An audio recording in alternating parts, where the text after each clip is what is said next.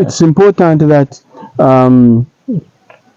how you handle this product. If they say they want green chili, you've picked green, but it's mature green. By the time it reaches there, it is turning like this. He's not going to take it because it's no longer green. It's something between green and red, and that is at Kampala level. By the time they put it on a flight to go to say in a particular destination, it is now red. Remember, the market has requested for green, not red. So in that case, he can end up rejecting the whole consignment. And that is to your disadvantage. You see, which can be, you know.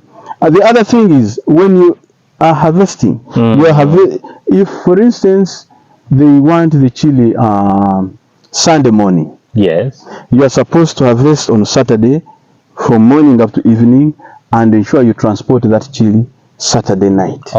And then they can receive it Sunday morning. Why? Because when you send it, they'll be able to get it when the stock is still fresh. Remember, when you're harvesting chili, you don't just pick anyhow and you do maybe something that is like this. They don't want that. When you pick, you have to pick and make sure that you leave the stock on. This is what preserves the chili for a longer period of time when it is on the shelves out there on the market. So sometimes if you pick chili and you send it and the stock is already withering, shrinking and drying off, even if it is green and looking nice, they will reject the whole chili because the market out there wants this when it is still fresh. So that's another case. And we've had both cases where our chilies have been rejected over a ton. You take it and it is rejected. And so it becomes a learning, experience for ourselves as we try to improve. So you need to be in touch with the company, agronomist. They have to move together with the government inspector and the lead farmer if you're not going to incur some of these challenges. Thank you. Oh wow, there's actually a lot to learn right here. Personally, I'm getting to learn a lot. So meaning once I'm ready maybe to venture into chili farming, at least I know where to start from and the right thing to do. As a chili farmer, someone who has been doing it for quite some time, what are some of the challenges that chili farmers normally face? One thing, obviously, I've told you is about the transportation if you're in the northern part of the country. Unless if you know that you have your own means of transport, then you can put it in your own pickup and transport. That's ours. One of the problems is what? Transport. And the other one is handling. The handling, once you take to some of these bus companies that do the transportation, they'll manhandle because they want to squeeze as much as possible to maximize, the volumes in a particular boat. And these are perishables. So if they don't handle with care, then it becomes what? A problem. The other ones now that is based on the garden, there are pests that like boring, putting holes into this chili, trying to lay eggs and so forth. Then the other challenge, of course, we have diseases. I've told you that fungal infections are quite many. But we also have the virus. Like this particular one is infected by virus. I'm actually saying it's quite different. So that means that's why you find it has those blemishes on it. You find it is green but having some yellow spots, patches. If you take that, this one they can't. They have to sort it out. So meaning this one, if it's a viral infection, we are supposed to just uproot, shake the soil there, and carry it and throw it at the boundary. Otherwise, it ends up infecting the other one. Ends up infecting the other one. But so that's those are some of the challenges. And as a way of trying to control them, we have certain chemicals that we spray. But we also, if you have noticed, we have what we call stickers. There are some which are blue. You'll be able to capture and you see them. We have the yellow ones also. But we also have what we call the fruit fly traps, which have their own pheromone, traps within. Those attract all these kinds of insects. So you'll find you have insects, yes, but they'll not be as intense as when you don't have them. You see, this is to try and reduce on the occurrence of these pests and diseases that really affect you in the garden. Yes, please. Okay. Now you've touched that thing already. Let's talk about it. I've been moving around the garden and I'm seeing something blue, in the garden. Let's get to know what are those, and do you have to just make it locally, or do you buy it? What exactly do they do? Okay, thank you so much.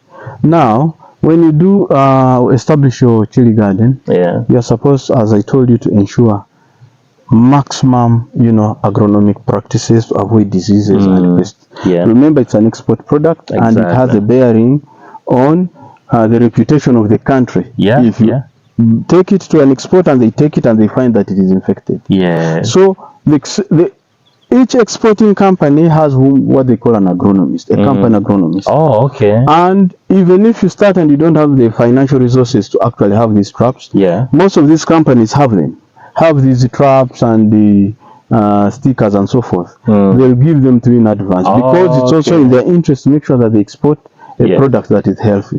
So these ones, we have money to get them from some of these exporting companies that we're working with, and we're able to establish them. And once you have it set, that's when the agronomist will also bring the government inspector to see the level of preparedness that you have really put on your farm, and see whether the traps are working well, the kind of insects that are being trapped, and whether the pheromone traps and so forth are well set. And also to look at the regime of how you're doing what? Spraying the chemicals on your farm. What particular chemicals are you using? Are those that are recommended, that can pass the export board, or there are those that are banned? They'll be able to guide you in all that. And then you can be able to move ahead. That's why I tell you that for chili farming, you have to be extremely careful on how you do carry out each step, because it is to your advantage. And once you do it well, the sky is the limit, because then you can keep on harvesting and you're sure that your product will be taken. And you also have to build your own reputation, because exporters, once each time they test their chili and they find your chili and it's passing the test, whenever they come to the garden and they find it ready, it becomes easier for them to always look at you. Remember, you're not the only person supplying them. There are so many. True. So if they have lesser, say the orders, they say sometimes they would want 4 tons or 8 tons. But there are times when they need only like 500 kilograms in a particular week. So instead of tapping through the other farmers, they'll always zero down to this particular farmer whom they know doesn't normally have all these challenges, and they're not going to start sorting and so forth. So once you handle your garden properly, be sure they'll also be giving you market quite often. Yes, please. You've talked of chili, like one kilogram at 2,000, or some at 3,000. Talking about chili, is this something that you would say it's if you grow it, then you manage to go through all these the challenges. Would you say it's something very profitable that people of northern Uganda or Uganda should think of doing? Actually, this is why I chose this particular product, because as we go into farming, we have to be really target farmers. You want to go into farming when you're sure that what you're planting, there is a market for it, but not just market, it's paying you well. I've told you that once you establish a nursery and you put in the seeds, it takes 1 month. Then if you transplant it, it takes 1.5 to 2 months, and then you start harvesting. So say you started harvesting mid-May or end of May. So each month you're going to harvest twice, and each time you're harvesting a minimum of 500 kilograms. So if it's fetching you and 2 acres, you'll be able to get your 1 million shillings, and that means every month you're getting your 2 million shillings. So that is some consistent money. And remember, you just keep weeding and make sure that you spray, make sure the traps are well set. And if you look after the garden properly, you can even harvest after 2 weeks in a particular farm for a full year. And that is very good income, looking at chili. The only challenge is, the only setback we might have as the region in northern Uganda, we're a little bit far from the market, the exporters, because remember, it's very far from the center, and if you don't have your means of if you have your means of transport, it can be but it's also a bit costly, because for instance, me, I'm based in Waya. From Waya to Gulu, before it goes into a bus, I have to pay a certain amount of money. And then from Gulu to Kampala, I also have to pay another amount of money. But say if you're in Luwera and you're closer to the road in those other districts, from there you just drive maybe a kilometer or half a kilometer, or you're almost along the road. There you compete more favorably. And you'll not incur a lot of losses like somebody who's this way. Remember, but there are other companies that keep on asking for people who would want to grow chili, and it's a very good crop if you can go into it properly and you know exactly how to look after it. It can give you good returns. I encourage people who can go into chili farming to embrace it. At least it has sufficient amount of money that you can earn from it. Wow, that is amazing. Then lastly, someone who is thinking of doing chili right here in northern Uganda, what would be your last word to them, or what exactly do they need to know, your advice to them? Okay, just to let them know that chili is a crop that you need to give attention right from the word go. From the time you establish the nursery bed, it has a specific way you make sure that you make sure that the seedlings, the seeds that you put there are not going to be eaten by some of those ones and so forth. But when you shift it and you ensure that there are no weeds in your garden, I can assure you it's a crop that can give you, if you look at the chilies that we have, you'll be able to capture some of them. You find they're very big, healthy, and green.